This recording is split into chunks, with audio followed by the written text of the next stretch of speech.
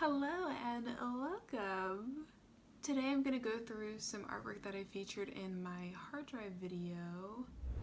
This could work for the coloring. I'm just going to drag all the ones that I think could work right onto the desktop and deal with those later. And kind of walk through how I went about refreshing it and inking it this time around. If that's what you want to see, stick around. So here we are in the document, and I started out with the old piece. The old piece, it's basically, as you can see, this woman who's looking out the window, and you can see a bird's nest with the mama bird feeding her little baby birds. Now, I was kind of winging the perspective initially, so the first order of business was to learn how to use the perspective tool so that I could get the perspective right this time around. And so I did, and I pretty much spent the rest of my day, whatever day I was doing this, fiddling with that because it was just cool. I was like, oh, I was avoiding the perspective tool for so long, and then to like finally be able to get it and it's looking good. This is what I was missing this whole time. Anyway, I knew that I wanted to kind of change elements as I went, so I didn't know what to do with her hair initially. I didn't want it to be that same like wig with the clip. Outside of that, I also wanted to decorate the office more. I originally was kind of thinking like maybe I should put multiple desks and make it more than just her, but I settled on just her and kind of decided to make it more of like a secretary type of thing. So like the elevator is right in front of her. When you walk out of the elevator, you would be greeted by her basically.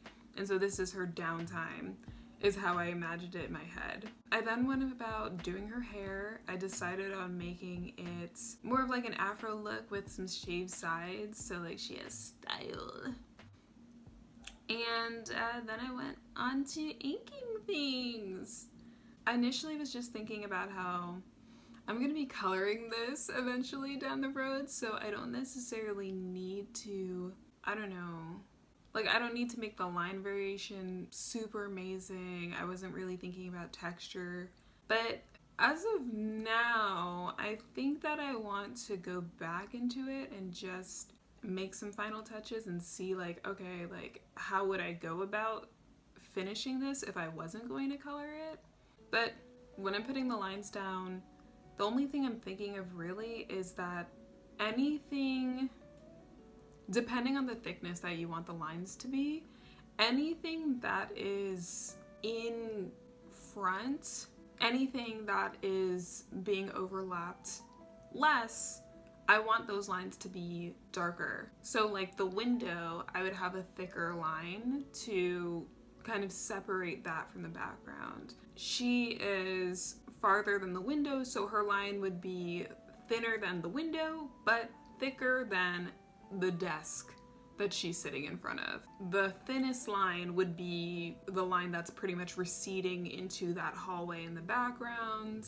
This isn't always 100% perfect because like, you know, there are some things that I'm like, oh, I want that to be thicker, or like this is the effect that I want, but pretty much as I'm doing it, that's my rule of thumb, and then I just adjust according to how I'm feeling in the moment. Outside of that, there's no science to it. That being said, I know that a lot of people do have sciences to their inking and how they go about it. One of the editors that I met who had something to say about my art had suggested that with my line variation, I should go about making kind of the underside of things thicker, kind of to give that illusion of shadow and weight. So basically if you're drawing like an arm, for example, the top of the arm would be a thinner line than the bottom of the arm, because obviously the top of the arm, if assuming light is hitting the top of your arm, the bottom of your arm would be in shadow. So kind of that logic. That didn't work for me per se, just because, like I said, a lot of my inking is very much like off the cuff. Just whatever I'm feeling, just whatever I want to do, I'll do it. And so when I did his inking method for the short amount of time that I did it, it was really hard because that was like, I needed to think of that like extra step of lighting and how I would light this later on. I don't know if that, you know, is necessarily what was needed or what he was going for, but I was just like, oh, this is hard. So I ended up just going back to my original, you know, rule of thumb, just not really thinking about it, doing how I feel method. So that being said, to make the leaves in the background, I have a brush on Procreate that's just leaves, which I will have on screen. I think it's pretty much the default brush when you go into the brush options. I've pretty much been using that to make my leaves, just because the way that I instinctively make leaves is more like the same texture as like an afro. And since I'm drawing more afros, I'm like, nah, I need my leaves to look like leaves so my afro can look like an afro, okay? That's kind of what I've been doing, is putting that brush and then like tracing the outline and going into the little sections. Which leads us to what we have now to work with. So as you can see, I have my girly. Right now I'm just gonna go in and put in, I guess, the shadows and textures. So basically what I learned from school was just when you're thinking about how a piece will look without color, you want it to be, I don't know, maybe a 25-75 rule to make it seem solid and finished without color. I just go about using a lot of pattern, a little bit of screen tone, try and get those grays going, try and get hatching going. For me, it's probably going to be 25% black and 75% whatever else. Every other gray to white value tone. That being said, the most black that I'm going to put is probably in this giant space right here that has absolutely nothing going for it. Under this desk, this piece of the desk too, maybe. That's probably it. Anyway, my logic for that is just whatever black that I put is going to be like either to like mask the fact that there's nothing there, like I don't have anything to show you, or it's for contrast, is how I feel.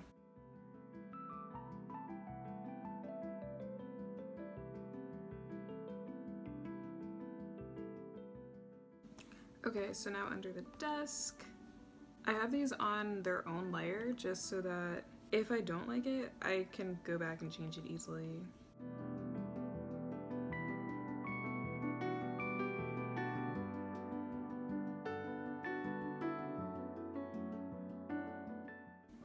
Alright, so this shadow is going to be annoying just because I also want it to be like in perspective. Let me put my grids on. Here's my grids for my perspective tool. And so if I go to edit drawing grid, that's my horizon line with my 2 points. Anyway, so yeah, if you like look into this, you can see that my freaking desk chair, I didn't put that in perspective for some reason. And I knew, I was like, something is off. Okay, here we go. Now that I have fixed that, I'm going to make my little shadow hopefully in perspective a little bit.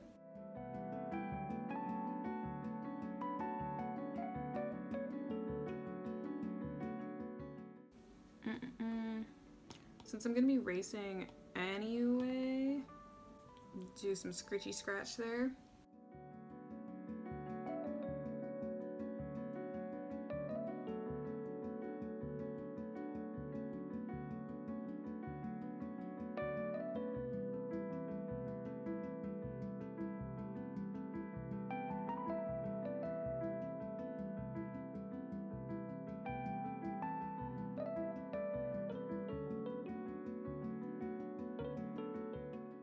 Let me take out my drawing guide. But yeah, you basically have, how did this happen? I know oh wait, no I didn't. Got it. It's this. I'm ready to fight procreate. I was like, what? How dare you do this to me? Alright, anyway. I want to say I have just very recently become a primarily digital artist. So if there are techniques that are just like, why are you doing that? Or like, there's a faster way you could do this, I probably honestly don't know them. I don't know, that's my disclaimer and caveat. Like, y'all probably know better than me. But yeah, all the same skills are like pretty much transferable, so. Anyway, that looks good there. I like that. The little detail of the shadow there, so I'm gonna go ahead and do that like other places.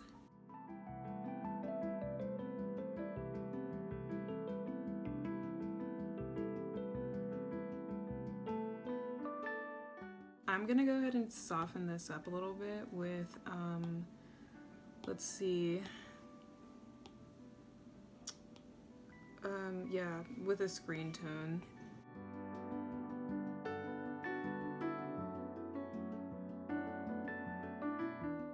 Just so that there's like a little bit of texture there, but like, I don't know, I don't want it to be all black in that particular place.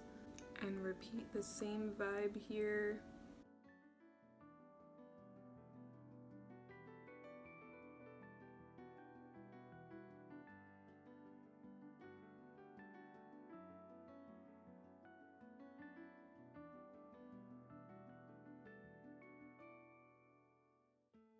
Now I'm gonna go about putting patterns.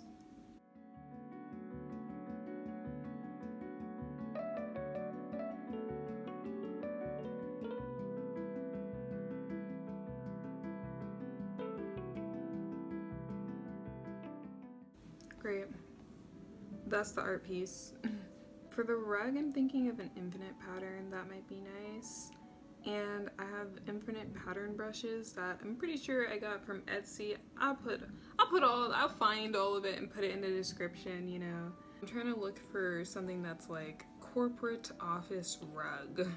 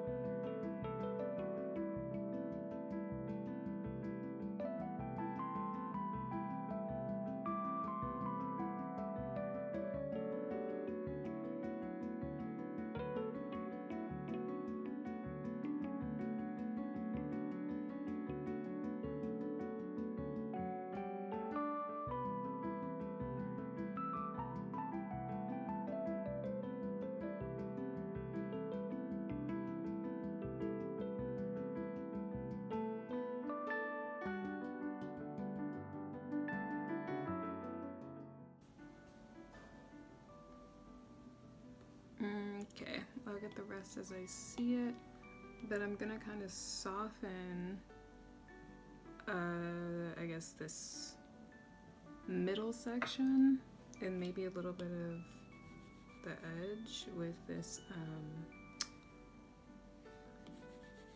gouache brush again. Going back to Screentones, I'm gonna see how this hatch looks.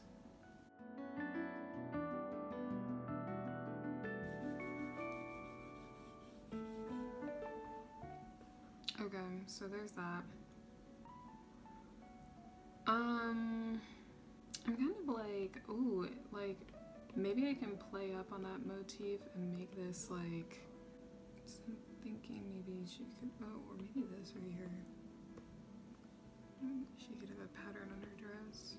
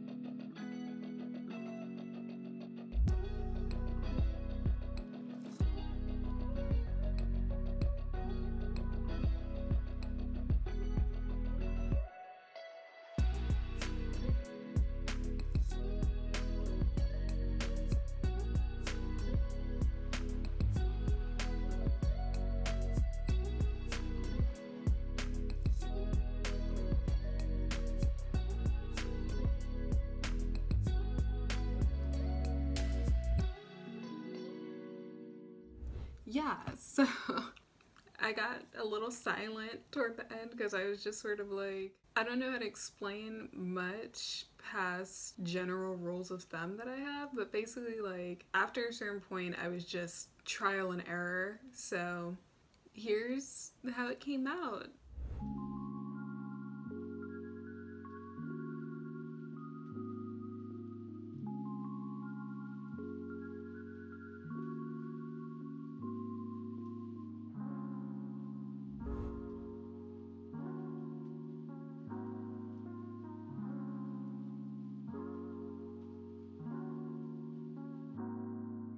I had a bunch of screen tones on different layers, so I was just thinking, like, here it is without that screen tone, here it is with screen tone here and not here, because I was just like, I never meant for the whole thing to have screen tone, but then at the same time, like, you don't need to put screen tone on the whole thing to, like, finish it and to make it seem finished.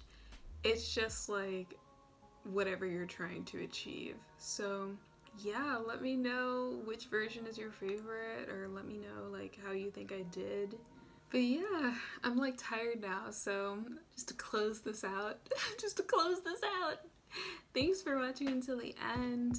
I appreciate you. I'll see you in the next one. Bye!